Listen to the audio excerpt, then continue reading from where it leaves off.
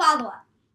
I'm Eden, and this is my dad, Noah, and every week for almost 5 years now, we've just been sitting on my bed and having a conversation about something we want to talk about. This week, we're going to talk about overcoming academic challenges. So I know some people have already started school. Some people are starting, like me, in the next week or two. And so academic challenges, something that will happen to everyone this year. And you sent me an article this week, and we thought that would be something good to talk about. Yeah, so there was an article in the New York Times this week about, it was mostly about using artificial intelligence in learning and using AI, but at what cost? So at the cost of critical thinking, about diving into something and overcoming things. So you were, I sent you an email with this when I saw it, and I'm going to read what I wrote to you, and then we're going to talk about what the sections that I copied and pasted and sent to you. So I read this article, and I've copied and pasted a few paragraphs here for you. This isn't just about using AI and other technology. It's important to understand the value in the struggle, even if it lasts for a long time. The grit matters. Grit is the courage you show, the resolve, the strength you show to push through. Sometimes there isn't a quick fix, and that's okay. We'll remind you of that. I love you. So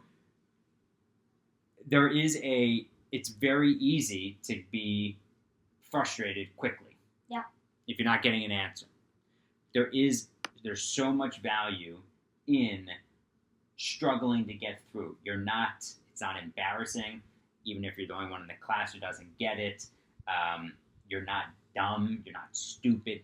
There's so much value in pushing through on certain things and seeking extra help and then finally overcoming that. And certain things come really easy to some people. Mm-hmm. But certain things, everyone's different. Not everything's going to be so easy for you. Yeah. So maybe let's give math as an example. Mm-hmm. One thing in math, one concept might be really easy for you, but the next one you might be struggling with.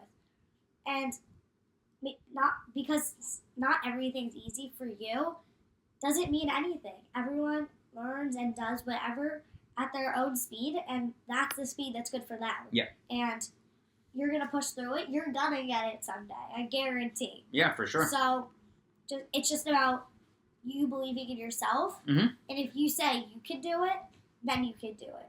But if you don't try and just give up first try, you're never going to do it. Yeah. And one of the reasons why I wanted to have this conversation for the podcast is so that you can hold yourself accountable. Yeah. So that when you're ready to say, I tried.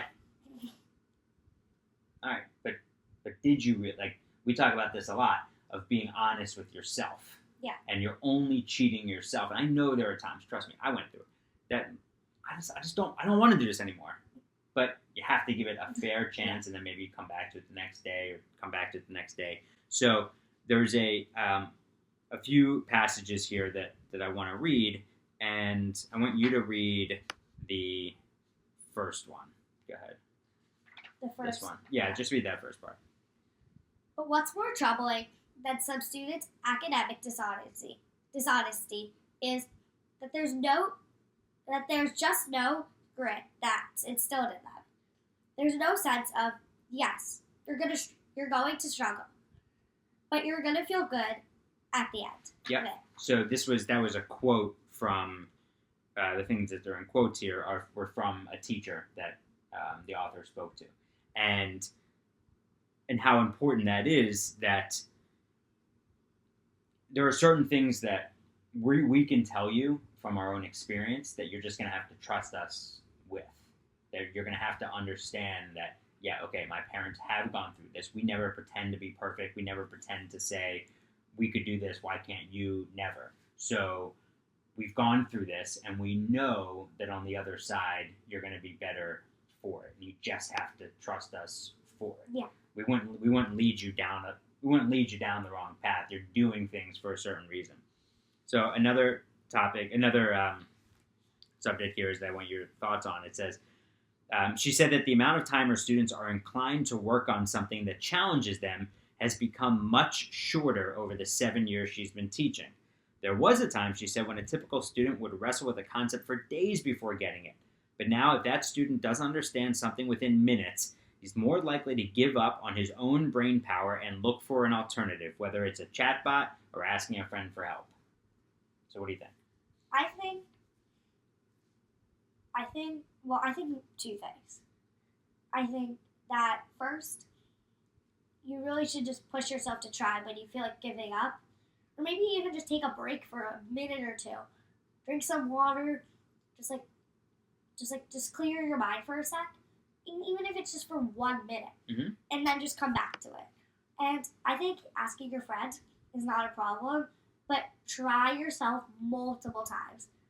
And take a break and then try again. And if that's not working, ask a friend. Or even ask the teacher and tell them how you're doing, even, and just ask them for even a little help if you can.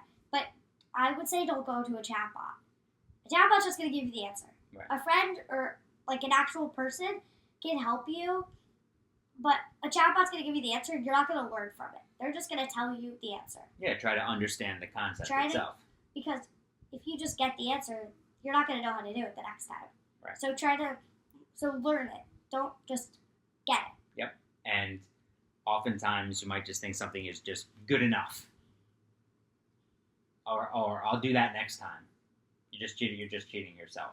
There were a lot of times I remember in high school, especially in physics was really hard for me, and advanced math was really hard. So calculus was really hard for me. And I spent a lot of time, and these were honors classes, AP classes, and a lot of time, I was the last one finished or the only one coming in for extra help. And it wasn't to get an A. I needed this to maybe get a B or a B minus, or I really struggled with it. And it was certainly nothing my grandma and grandpa couldn't help me with this. It was physics and calculus, and I couldn't help you with that now. So you go and you ask the teacher, hey, can I come in tomorrow morning? And look, I'm really struggling with this and this. And sometimes it's the one-on-one time that can really help. And also not saying, oh, okay, I got it. When you really don't. And the teacher's job is to help you. Yeah.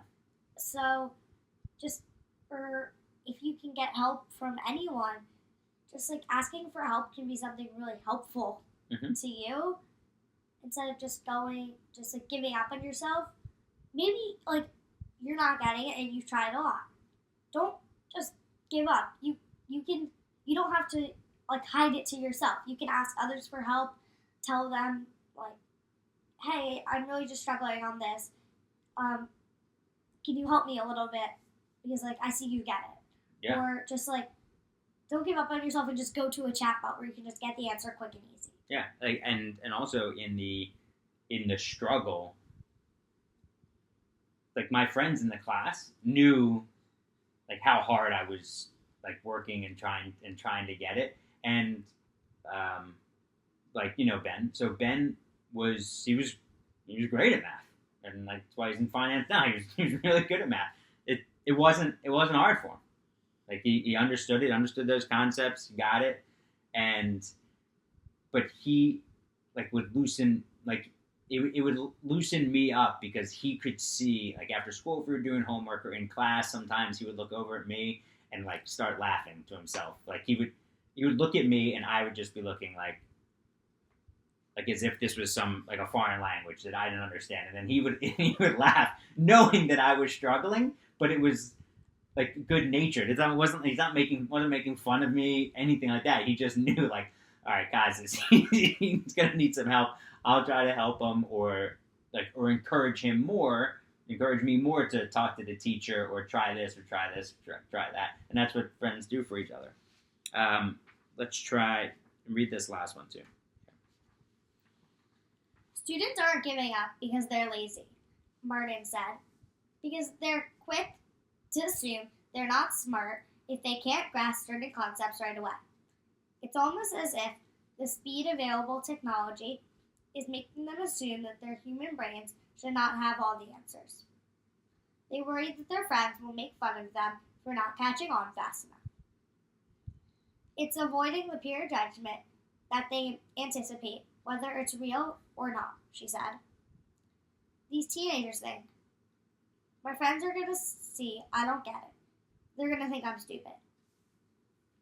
Yeah, and this, but peer pressure isn't just about, like, forcing you to do something. Yeah. As a kid. It's totally normal and understandable to feel pressure in a classroom from other kids. But what they're saying here is with this, and then I want to get your thoughts on this, because they're saying here that the speed of the technology and how fast we get things has now altered our minds and kids' minds to think everything else, like, I can order this quickly, I can get this answer quick, I can get this quick. So how come I can't get this? Like, you're not a computer. Exactly. You're a person.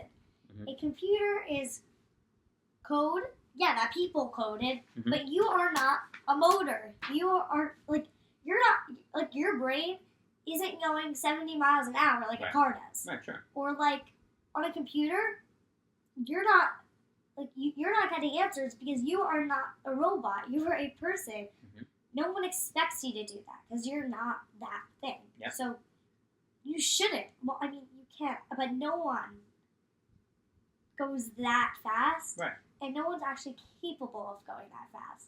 So, it's not like you're slowing down because of the internet. The internet has nothing to do with you. Mm-hmm.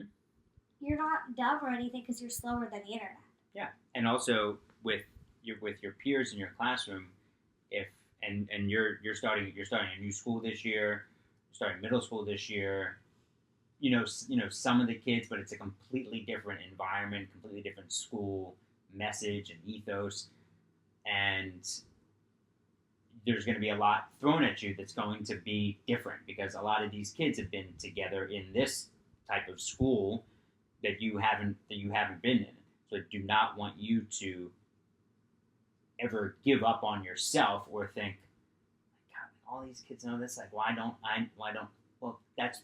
Teachers are there for you, and also you have it inside yourself to push through and to struggle and to understand that the struggle is worthwhile. If everything just comes easy all the time, it's kind of boring.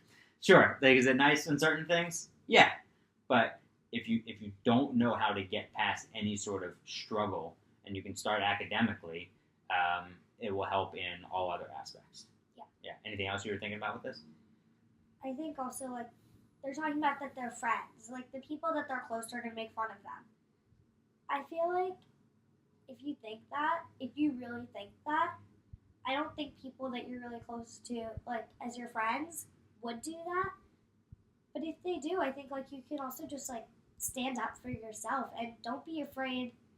Because, honestly, you don't even have to tell them if you don't want to.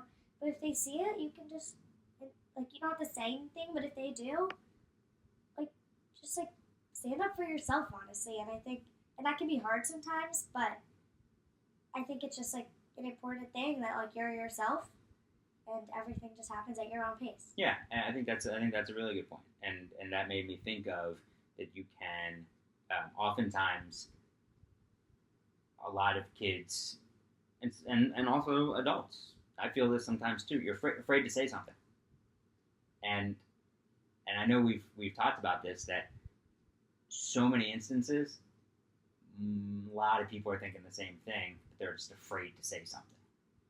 And if you can find it inside yourself to be the one to say something, then a lot of other kids in their heads will be like, oh God, thank God he didn't say something. Yeah, and also it helps that it'll make you feel better just getting something out, asking a question, not thinking oh, is this a dumb question? No, there's not a dumb question. Ask it. Yeah, and embrace that. All right. Start school in a few weeks. Can't wait. 5th grade. When we started this, you were in kindergarten. It's crazy. It is crazy. Sometimes I hear my voice from kindergarten and 1st grade, and it's so funny. It's so great. Yeah, it's so great. It's one of my favorite things to do when I'm on an airplane is going back and watching old videos or listening to old episodes of this when you were little. Yeah, it's awesome. I love it. All right, I love you. Love you.